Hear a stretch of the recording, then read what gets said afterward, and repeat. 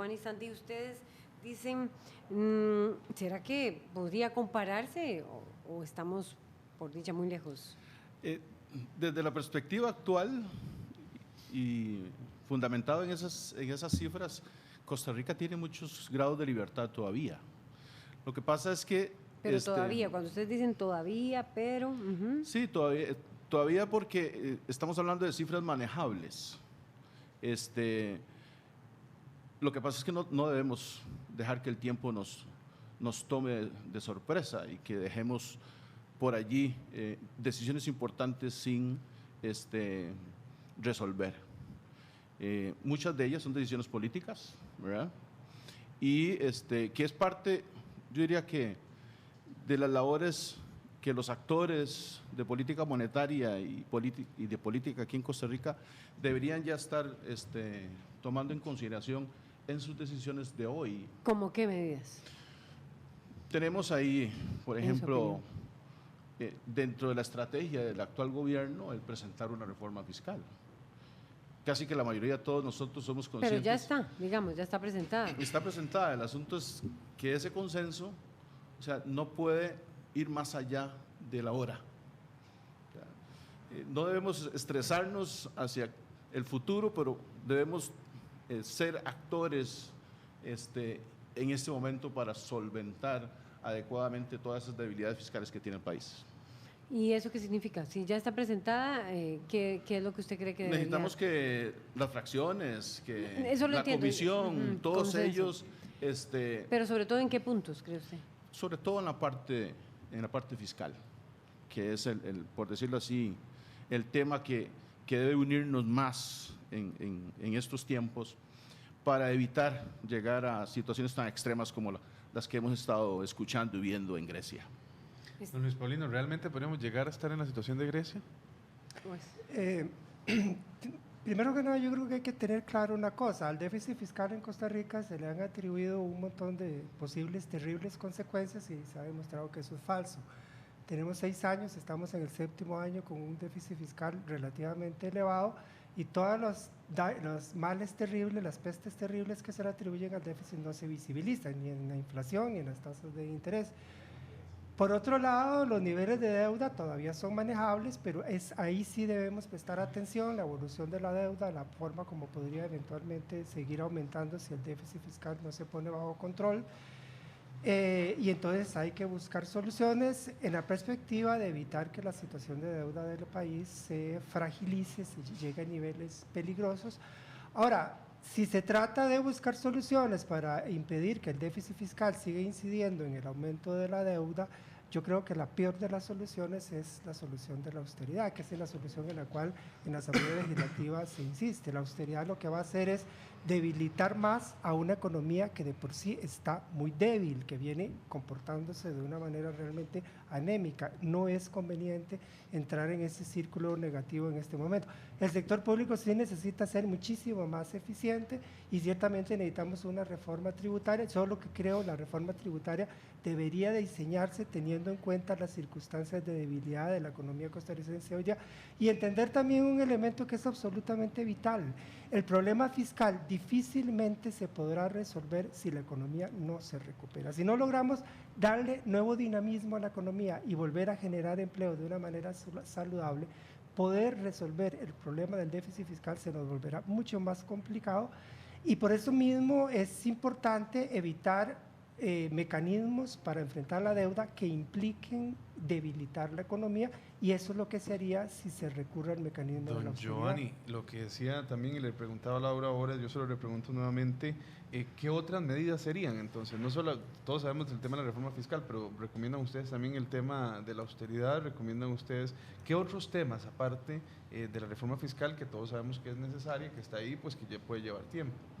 Sí, yo estimo que ese tipo de medidas usualmente aparecen cuando se ha dejado de hacer las cosas por mucho tiempo. O sea, rescatemos el asunto de Grecia. Grecia, ¿dónde ha estado golpeado? Ha estado golpeado precisamente en el sector público. Mucha gente está en la calle. Entre ellos se asisten porque no hay recursos públicos para poder ayudar a la población que que está actualmente sin empleo. Han sido circunstancias en las cuales las medidas de los organismos internacionales han llegado a recortar pensiones. Han tenido, a veces me asusto porque era muy joven en aquel entonces, llegar a situaciones como 1978 en Costa Rica, que estábamos sin reservas y que fuimos parte de los 19 o más países que no pudimos hacer el pago de nuestras obligaciones en circunstancias similares a las que el día 30 de junio tuvo que decidir Grecia. Ahora, la parte política lo que le está diciendo, bueno, esto es tan difícil que necesito el apoyo de la población. Y de ahí entonces hay una maraña de aspectos ya meramente políticos, ¿verdad?, que complican aún más la situación. Desde el punto de vista financiero, estamos hablando de entrar en un no pago con una entidad que es la que está llamada a ayudar a todos los países miembros, ¿de acuerdo?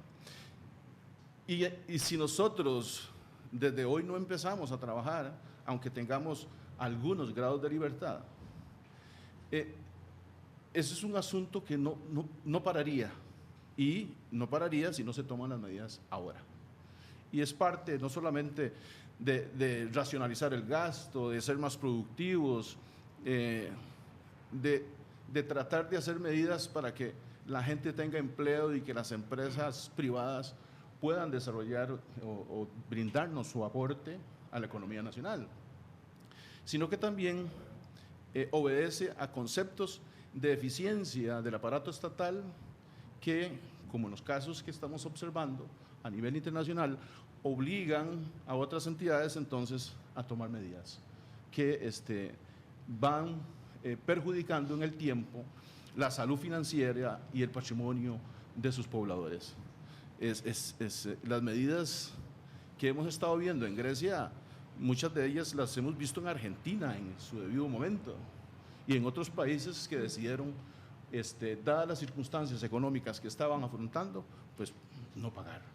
Luis Paulino, ¿comparte la opinión de don Giovanni? Bueno, yo creo que el caso griego demuestra diferentes cosas, es un caso sumamente complejo, pero entre otras cosas lo que el caso griego demuestra es que las políticas de austeridad no funcionan. Cuando la crisis griega explotó en 2010, inmediatamente intervinieron el Fondo Monetario Internacional, la Comisión Europea y el Banco Central Europeo y le impusieron a Grecia una política de recorte sumamente fuerte, con la promesa de que más o menos hacia 2012, 2013 la economía griega empezaría a recuperarse y la deuda empezaría a ser manejable y el país podría empezar a generar capacidad para dar abasto con la deuda. Lo que se ha visto es que Grecia entró en depresión económica, son 5 años consecutivos, 21 trimestres al hilo en que la economía griega se contrae, con un desempleo superior al 25%. La economía griega es hoy día una tercera parte más pequeña de lo que era hace 5 años atrás. O sea que las medidas restrictivas no sirvieron. No, por supuesto. Y pero en ese contexto, ¿sí deben haber medidas restrictivas? O sea, deben existir medidas, ¿verdad?, que permitan racionalizar el gasto y ser desde el punto de vista… ¿Y no podría pasarnos lo que le pasó a Grecia, que no serviría?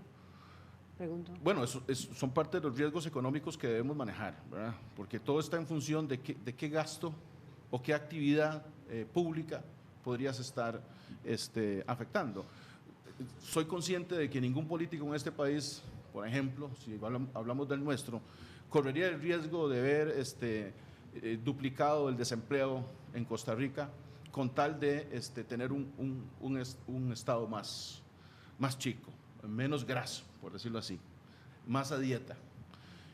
Pero sí necesitamos tomar decisiones importantes desde el punto de vista de la tecnología, por ejemplo, en innovación tecnológica a nivel del sector público, que simplifique los procesos, que haga que la gente, en lugar de hacer más, piense más y a través de su creatividad dé valor agregado de los servicios que está suministrando. ¿Y de fraude fiscal? Ese es un tema que hay. Por eso, pero debería mantenerse el proyecto tal cual está, ¿cree usted, Giovanni Sandí, Jacobo? Mira, lo ilícito en ningún lado o en ninguna economía, en ninguna sociedad es bienvenido. O sea que sí debería ser la instancia civil la que permita embargar, o sea, el Ministerio de Hacienda pueda embargar deudas a personas, a deudores morosos. Eso implica Y no lo medidas judicial. O sea, Así está el proyecto, digamos.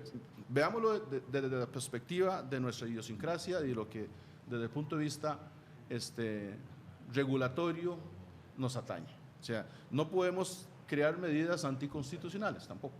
¿De acuerdo? Eso es inconstitucional. Y porque estamos hablando de que una entidad se está metiendo, por decir así, en otro poder, y aquí ese es un principio importante, la separación de poderes y de ejecución de responsabilidades, ¿verdad? Darle potestades muy amplias a un sector, ¿verdad? No es conveniente para la sociedad costarricense. Ahora, lo que yo les diría es que efectivamente el sector público de Costa Rica tiene un problema de exceso de grasa. El tema no es recortar la grasa y ya está, es transformar la grasa en músculo. Y en ese sentido yo insisto, la cosa no consiste en aplicar tijeras, consiste en hacerlas mejor, en ganar en eficiencia, en ganar en calidad en los servicios públicos, en que el sector público de Costa Rica funcione mucho mejor, no en recortar.